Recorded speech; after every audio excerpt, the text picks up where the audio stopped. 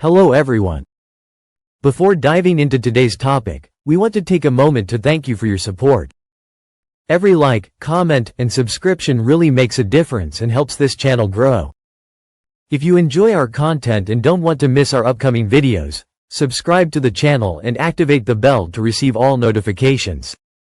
The James Webb Space Telescope represents one of the greatest scientific revolutions of our time. It is not just an extraordinary technological tool. It is a window open onto the most remote past, onto a time when the universe was young, chaotic, and rapidly changing. Launched in December 2021 and fully operational since 2022, James Webb has immediately begun to rewrite the history of the observable universe, challenging some of the theoretical foundations of contemporary cosmology. Unlike its predecessor Hubble, Webb observes the universe mainly in infrared wavelengths, making it particularly suitable for detecting the light of the first galaxies, whose visible radiation has been stretched into the infrared due to the expansion of the universe.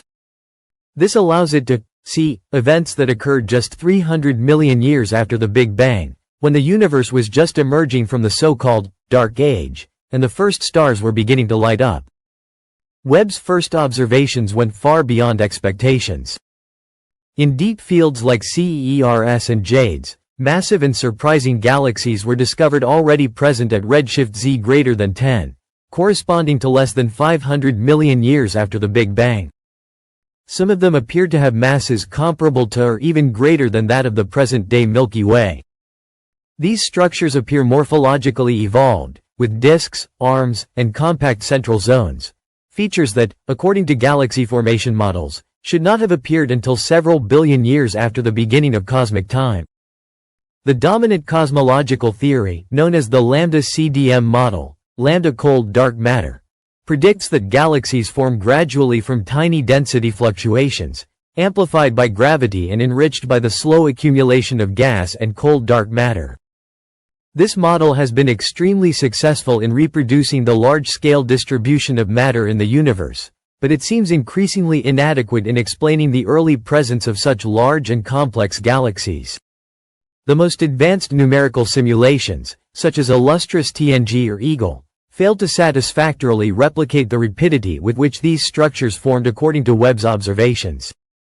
One possible explanation is that the star formation rate in the primordial universe was much higher than expected, perhaps favored by particular thermodynamic conditions or still poorly understood physical mechanisms. However, increasing star formation also implies revising mass, energy, and galactic feedback balances. Too many stars too soon would produce quantities of radiation in supernovae that should slow down, not promote, further gravitational collapses. This leads some researchers to suggest the existence of alternative astrophysical processes, such as a higher efficiency of gas to star conversion, or the presence of extremely dense and directional flows of cold matter that accelerated the growth of the first objects. But it's not only galaxies that are causing confusion. James Webb has also revealed the presence of supermassive black holes already active less than 800 million years after the Big Bang.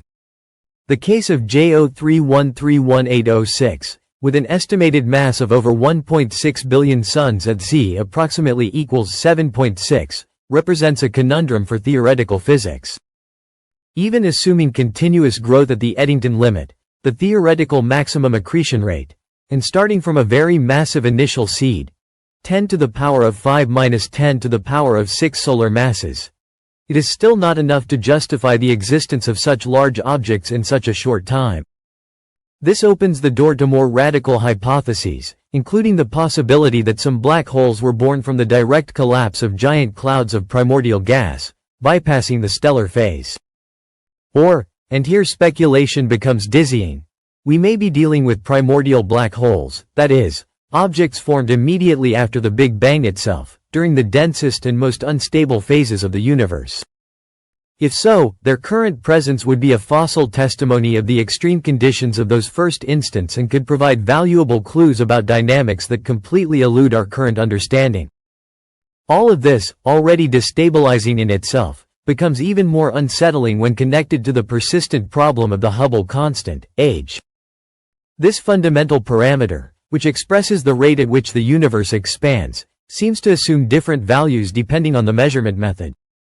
Observations based on the cosmic microwave background, such as those from the Planck satellite, indicate a value of about 67.4 km per second, MPC, while direct measurements using Type Ia supernovae and variable stars, confirmed also by Webb data, provide values around 73 km per second, MPC.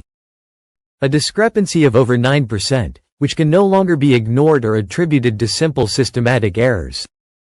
Scientists call it the Hubble tension, and it is one of the greatest challenges in modern cosmology. This divergence between theory and observation has led many researchers to reconsider the very foundations of cosmology. One of the most fascinating hypotheses is the one proposed by Nobel laureate Roger Penrose, known as the conformal cyclic cosmology, CCC, model. According to this vision, the universe does not arise and die just once but regenerates cyclically through a mechanism of thermal death and rebirth. At the end of each cosmic eon, all matter transforms into radiation, scale differences dissolve, and spacetime becomes conformal, that is, without absolute dimension. In these conditions, a new universe can emerge, as if time were rewinding itself. Penrose claims to have found traces of these cycles in specific circular anomalies in the cosmic microwave background, CMB, known as King points, which could represent the footprints of evaporated black holes from a previous universe. This scenario, fascinating and radical, has the merit of bypassing the need for initial inflation and offers a natural explanation for the uniformity of the CMB. But he is not the only one to propose a renewing universe. Some imagine a symmetric and mirrored reality with respect to our own. This is the case of the mirror universe theory proposed by Neil Turok and Stefan Gielan. According to this model, the Big Bang did not generate only our universe but also a twin, in which time flows backward, matter is replaced by antimatter, and the laws of physics are mirrored compared to ours. This mirror universe would still be expanding, but in the opposite direction of our temporal axis. Such a scenario could explain the asymmetry between matter and antimatter observed today, the orientation of neutrinos, and even the origin of dark matter. However, the model that currently enjoys the most popularity among theorists is that of the inflationary multiverse, a natural extension of the cosmic inflation theory developed in the 1980s by Alan Guth and Andre Linde. According to this theory, right after the Big Bang the universe underwent an exponential expansion phase that inflated spacetime to a huge scale. In some models, this inflation never completely stops but continues in some regions of the cosmos, generating autonomous bubbles, each of which can evolve as an independent universe. Ours would be just one among countless cosmic bubbles, each with different physical laws, variable fundamental constants, and unique initial conditions. In this scenario, all possible combinations of physical laws would exist somewhere. There would be universes with more than 3 spatial dimensions, universes without gravity, universes where light travels at different speeds, or where matter never formed. Some of these worlds would be completely sterile. Others might contain forms of life based on chemistries and symmetries unimaginable to us. In a sense, the multiverse turns reality into a matrix of possibilities, in which every conceivable configuration is realized. And yet, criticism is not lacking. The multiverse, though fascinating, is often accused of being a metaphysical construct, not experimentally verifiable. Its supporters respond that some indirect signatures could exist. Collisions between neighboring universes might leave imprints in the cosmic radiation, small statistical anisotropies or deviations in the distribution of galaxies. To date, no concrete evidence has been found, but the debate remains open. Alongside these broad and speculative theories, more technical proposals are also emerging, such as the possibility that gravity is an emergent phenomenon, not fundamental, but derived from quantum interactions at the microscopic level. Models like Eric Verlin's entropic gravity suggest that the gravitational force may be a thermodynamic effect, born from the ensemble of microfluctuations of spacetime. In that case, dark matter would be an apparent effect, not an invisible substance, and the accelerated expansion of the universe a phenomenon derived from cosmic entropy. There are even those who hypothesize that spacetime itself is not continuous, but composed of minimal units, a kind of atoms of space, as predicted by some formulations of loop quantum gravity. If this were true, then the universe would have a digital, quantized structure, and we might find ourselves inside a natural cosmic simulation, generated by the code of the physical laws themselves. All of this may seem extremely abstract, but it is not. Every theory, every model, is a tentative answer to observed contradictions. Galaxies too large, black holes too fast, expansion too quick. Everything indicates that our map of the cosmos needs to be redrawn. James Webb, with its crystal-clear vision, forces us to rethink everything: the beginning, the purpose, the very structure of the universe.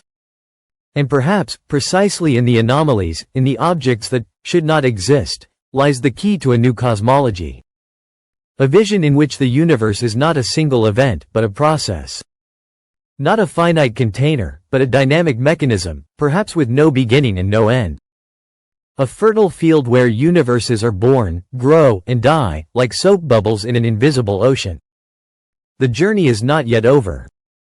In fact, perhaps it has only just begun.